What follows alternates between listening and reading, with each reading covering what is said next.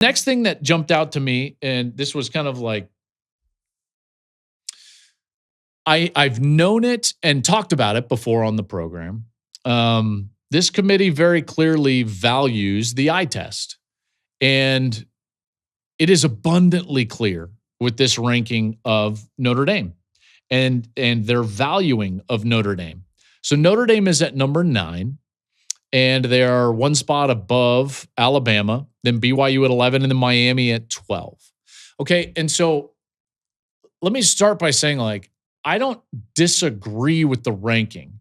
And I'm not saying that the committee is wrong, but this committee is using the eye test over the resume. Now, they're pretty consistent with it. They've done it throughout these rankings. You can make a strong argument that Ohio State's resume is not Indiana's resume. Indiana has a win at Oregon, the number 6 team in the country, right? So I think that we understand that. A&M has a win at Notre Dame, the top 10 team in the country. Ohio State doesn't have that win. Now, they have a win over Texas, which is number 16, but, that's their best win. And you look up and you can clearly see that the committee is valuing what they see on film. They're valuing what the coaches in the room are saying because they value eye test over resume. I think it's more evident at the 9-10 spot because Notre Dame's resume is not in the same hemisphere as Alabama's resume. If you're ranking on resumes, you are absolutely ranking Alabama ahead of Notre Dame. Okay? Alabama has the 9th toughest strength of schedule in the country, and they're 3-1 against this committee's top 25. 3-1. All right, their losses are against OU and, of course, all the way back in week 1 against Florida State, which is, again, one of those non-conference games I was talking about that you would want to try to encourage moving forward if you were the committee. Now, to be fair, it's tough to make that argument against Notre Dame because they're an independent. They're always going to play these style of games, and obviously the ACC kind of scheduling agreement game with Miami and then an out-of-conference game with Texas A&M. But the strength of schedule is not close, and Notre Dame lost the 2 toughest games that they've played. The 2 best opponents that Notre Dame has seen, they've lost to. And Alabama has a win over Georgia on the road. They snapped the longest home winning streak in college football earlier this year when they were able to beat the Georgia Bulldogs in Athens. So the resume is not close. If you're going by resume, which previous committees have done, by the way, and they have spurred the eye test, then Alabama would be over Notre Dame. But this committee wants to value Notre Dame. And I'm not disagreeing with this because if you said to me, hey, Joel, neutral site, who wins next weekend, Alabama or Notre Dame? I would pick Notre Dame. And so the committee, I think, is using that as maybe the last resort. It's the neutral site argument. Who do you pick in a game this weekend? Probably Notre Dame. I'd pick them over Oklahoma, by the way, who's ranked 1 spot ahead of them. I would pick them over BYU. I would pick them over Miami. And I know that they lost to Miami earlier in the year. So I'm well aware of that. And so I want to give the committee at least that defense, is that I almost agree with what you're doing. But it does come with a bit of consequence. And that's the hard part. The hard part here is that this committee is walking themselves into a trap, and there are consequences for what they're doing. And if we just look at this, we can see that 1, Alabama vastly superior as it relates to resume. 3 spots away is a team that they lost to head-to-head. And by their own admission, those teams were now in the cohort that was being evaluated against one another. And that still didn't carry the day. They come out here and tell us, and by the way, oh my gosh. Guys, if, can we stop with the 6-7 stuff?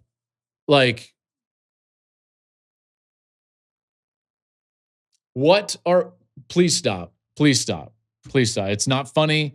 It's like everything. It's like every single fad that has ever started with the youth and in the younger generations, once it hits the mid 50-year-old in a suit on a college football playoff committee show, and it hits 6, I'm like, yep, there it is. Bam, nail in the coffin. Wow. Okay. That was just a small rant. Didn't realize I was going to go there, but like, that's it, right? Can we be done now? That was it. It had to be. That was the sound of just like the last haymaker on a dead horse. Just thud. Just gross. Sounds like a water balloon filled with Miracle Whip dropped from a 3-story building. It's done. It's done. And hopefully we never have to hear it again. That would be amazing. That would be amazing. Okay. So 3 spots away is, by the committee's own admission, a team in Miami who's being now included in the cohort that is being evaluated against one another, and yet still head-to-head is not carrying the day. Guys, like that could be problematic. Now, you can tell me this weekend you would pick Notre Dame to win the game. That's fine, but you do still have to honor the games that have been played. You know, to some extent, you've got to look up and you've got to honor what the players do on the field. You've got to do that. And Miami now is sitting there, and I get it. Their resume isn't quite what Notre Dame's is, and their losses are not great. SMU and Louisville. I totally understand that. And there was a section of this year where they weren't playing very well, but then now they are playing well, and they tried to rattle off some statistics about Carson Beck's completion percentage in the last few weeks. I'm like, guys, if we're trying to get into the playoff by our quarterback's completion percentage, then like we're doing it wrong. Then we're probably doing it wrong. This is a problem. This is a problem now, because games that get played need to be honored. I've been consistent about that. And I would still be the first one to say, Joel, if you had to make a pick, Notre Dame, Miami this week, I would pick Notre Dame. It's not a great spot to be in if you're the committee, but they are putting themselves in a corner where not honoring head-to-head is a problem.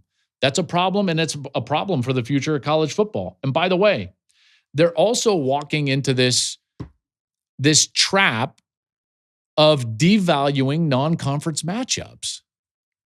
You see, like, this is also a problem, because Michigan at 15 is basically at the bottom of all the 2-loss teams, basically, because the best 3-loss teams are right behind them, Texas and USC. By the way, USC beat Michigan, but they're not, we see what's going on here. Okay, so now you've got all these 2-loss teams. You've got OU at 2 losses, Notre Dame at 2 losses, Bama at 2 losses, Miami at 2 losses, Utah, Vandy, Michigan. And yet Michigan is sitting at the back of that group. Okay, well, that's a bit problematic because of the loss that they had. Thank you for watching the Joel Klatt Show YouTube channel. And if you liked this clip, make sure to like it and subscribe to the channel, and you can stay up to date on all of my college football coverage.